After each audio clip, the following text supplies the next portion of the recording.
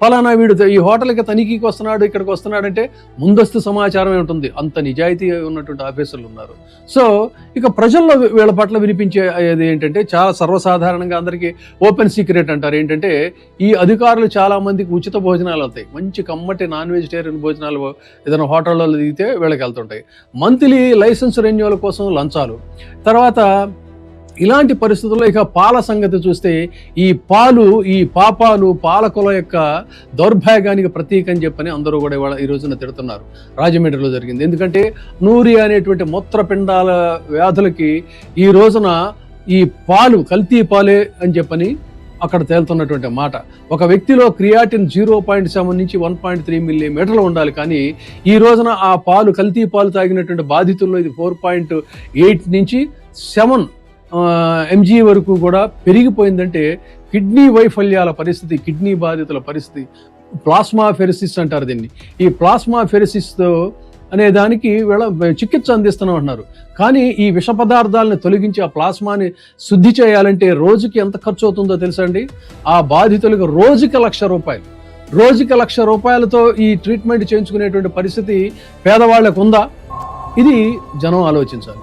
అదేమంటే ప్రభుత్వం బేర్ చేస్తా. అసలు ఈ దౌర్భాగ్యానికి, ఈ పాపాలకి, వీటిని చూసి చూడనట్టు మీరు వ్యవహరించడానికి కారణం ఏంటంటే ఇది పాలనా వైఫల్యం, పూర్తిగా పాలనా వైఫల్యం. మరి ఇలాంటి పరిస్థితుల్లో పిల్లలు, తల్లులు, పెద్దవాళ్ళు వీళ్ళందరూ ఈ రోజున అక్కడ రాజమండ్రిలో చూసుకుంటే వెంటిలేటర్స్ మీద ఉన్నారు. విశాఖపట్నంలో చూసుకుంటే అదే రకమైనటువంటి పరిస్థితి. మీరు చూస్తూనే ఉన్నారు పేపర్లో, 2 కవల పిల్లలకి మల్లిక సాఫ్ట్వేర్ ఇంజనీర్ తన 2 కవల పిల్లలకి కూడా ఇదే రకమైనటువంటి, అంటే 2 ఏళ్ల నుంచి 9 నెలలు ఈ పాలు పట్టించారు ఆ పిల్ల. అంటే పసిపిల్లలకి ఈ పాలు పట్టిస్తే వాళ్ళు హాస్పిటలైజ్ అయ్యారంటే, అంటే పసిపిల్లల ప్రాణాలతో మీరు చెలగాటం ఆడుతున్నటువంటి ప్రభుత్వాలు దేనికోసం అని చెప్పండి. ఎంత బాధాకరమైనటువంటి పరిస్థితి. వీళ్ళని జరుగుతున్నటువంటి డయాలసిస్ చూస్తే ఆ బాధ, వాళ్ళ పరిస్థితి చూస్తే ఎంత దారుణం. ఆడెవడను అరెస్ట్ చేసేసాం, విక్రేత అరెస్ట్ చేశారు. వాడి నేపథ్యం ఏంటి అని కనుక చూసుకుంటే, వాడెవడో అడ్డాల గణేశ్వరరావు. వీడు 10 ఏళ్ళుగా అంటే వరలక్ష్మి డైరీ అని పేరు పెట్టి రోజు ఉదయం 8 నుంచి దాదాపుగా 20 కిలోమీటర్లు ప్రయాణం చేసి రాజమహేంద్రవరంలో 106 కుటుంబాలకు వీడు ఈ విషపు పాలని రోజు సరఫరా చేస్తున్నారంటే ఎంతమంది మరి దీని పాలు పడుతున్నారు. వీడు ఇన్ని సంవత్సరాల నుంచి వీడు చేస్తా ఉంటే మరి ఎక్కడ నిద్రపోతున్నారు ఈ ఫుడ్ సేఫ్టీ అధికారులు? ఎందుకు ఆహార భద్రతా ప్రమాణాలు పాటించేటువంటి పరిస్థితి చేయడం లేదు? ఏమైపోయింది వీళ్ళ యొక్క ఇది అనేటువంటిది చూడాలి. అదేమంటే వీడి మీద ఏదో BSN సెక్షన్ కింద పెట్టాం, రాజమండ్రి జైల్లో ఉన్నారు. ఇక్కడ మనం మాట్లాడుకోవాల్సింది ఏంటంటే, కల్తీ పాల వ్యవహారంలో వాడెవడో గణేష్ అనేటువంటి వాడు కల్తీ చేశాడనేటువంటిది కాదు. ఇక్కడ ఈ బాపతగాళ్ళు అనేక ప్రాంతాల్లో అనేక చోట్ల ఉన్నారు. నాకు ఒక జర్నలిస్ట్ మిత్రుడు ఉన్నాడు. ఒక అడ్వకేట్ మిత్రుడు ఉన్నాడు. ఆ అడ్వకేట్ మిత్రుడు ఎన్నో సంవత్సరాల క్రితం 2012లో ఈ కల్తీ పాలకు సంబంధించి, అది కూడా ఏది ప్రభుత్వ డైరీ అని చెప్పేటటువంటి విజయ మిల్క్ డైరీకి సంబంధించి అతను ఒక కేసు వేద్దాం రమ్మని చెప్పంటే ఎవరు ముందుకు రాకపోతే తనే వేసి తనే వాదన చేస్తే అందులో విషపు వ్యవహారం ఉందని తెలిసిందంటే, కొన్ని దశాబ్దాలుగా ఉభయ తెలుగు రాష్ట్రాల్లో కూడా ఈ కల్తీ అనేటువంటిది యథేచ్ఛగా అసలు ఎక్కడా కూడా నిరోధంగా, నిర్భయంగా ఇది సాగిపోతూనే ఉన్నటువంటి పరిస్థితి. మరి ఇది ఒక కిడ్నీలను దెబ్బతీస్తుంది, ఆరోగ్యాలను దెబ్బతీస్తుంది. అయినప్పటికీ కూడా ఇంతగా బరి తెగించి ఈ కల్తీ అనేటువంటిది ఓపెన్గా చేస్తున్నటువంటి పరిస్థితి. ఇంత ఓపెన్గా ఎందుకు చేస్తున్నారు అని అంటే, వీళ్ళని ఎవరు అసలు కంట్రోల్ చేసే పరిస్థితి లేదు. అలాంటి పరిస్థితుల్లో చెలరేగిపోయి అసలు కాదేది కల్తీ కనహం అన్నట్టుగా తయారైపోయింది. ఎటు చూస్తే అటు కల్తీ, కన్ను తెరిస్తే కల్తీ, కన్ను మూస్తే కల్తీ, కుడి ఎడమల కల్తీ. ఈ రకమైనటువంటి కల్తీ ప్రపంచంలో కమ్మగా ఆకర్షణీయంగా కనిపించేటువంటి భోజన పదార్థాలు మనం తింటున్నాం. కానీ ఎంత భయంకరమైనటువంటి విషయాన్ని కొద్దిగా రుచికరమైనటువంటి ఈ కల్తీని తింటున్నాం అనేది తెలిస్తే మాత్రం చాలా భయంకరమైనటువంటి పరిస్థితులు. మరి ఇది కారణం ఏంటి అన్నట్టయితే, రాజ్యాంగంలోని ఆర్టికల్ 21 ప్రకారంగా ప్రతి పౌరుడు కూడా గౌరవప్రదమైనటువంటి సురక్షితమైనటువంటి జీవితాన్ని గడిపేటువంటి హక్కును పూర్తిగా గాలికి పోయినట్టే.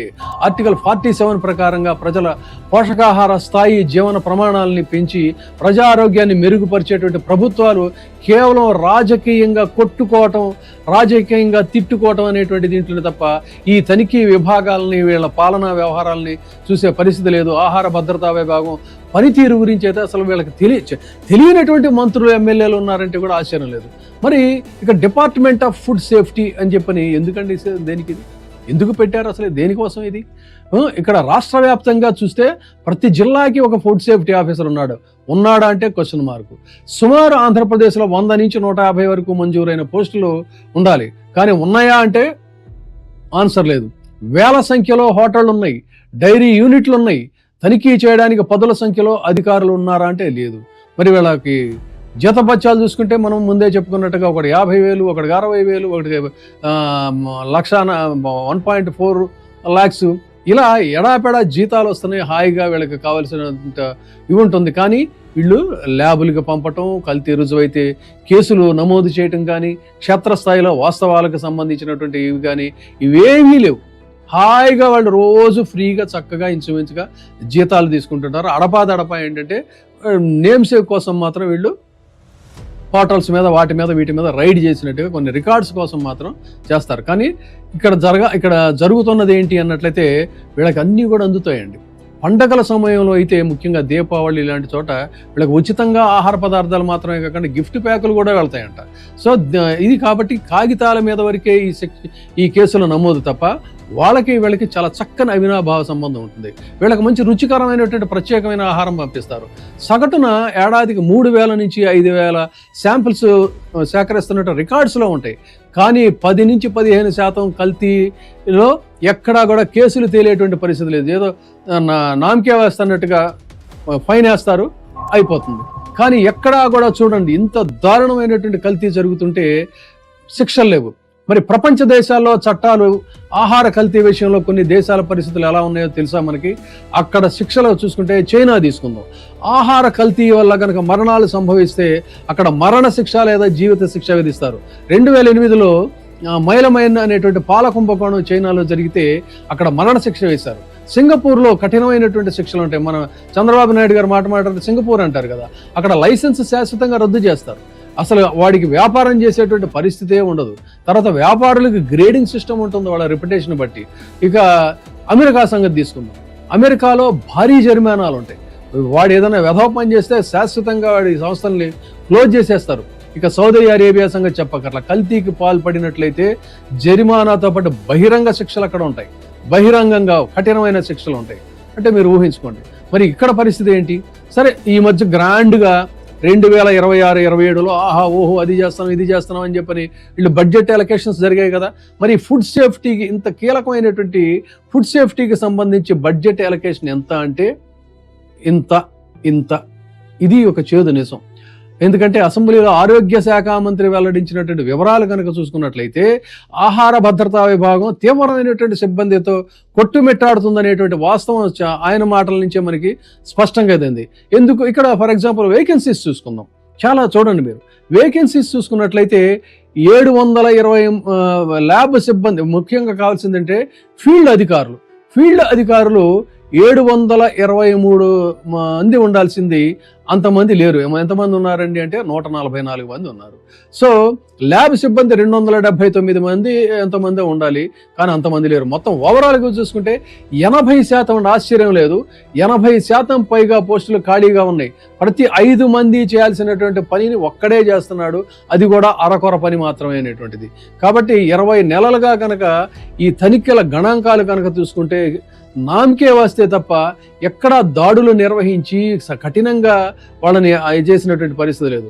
తినుబండారాల కేంద్రాలకు వెళదాం, హోటళ్ళకి వెళదాం, ఎక్కడ చూస్తే అక్కడ కూడా NABL గుర్తింపు పొందినటువంటి ల్యాబులు లేవు మనకు ఆంధ్రప్రదేశ్లో.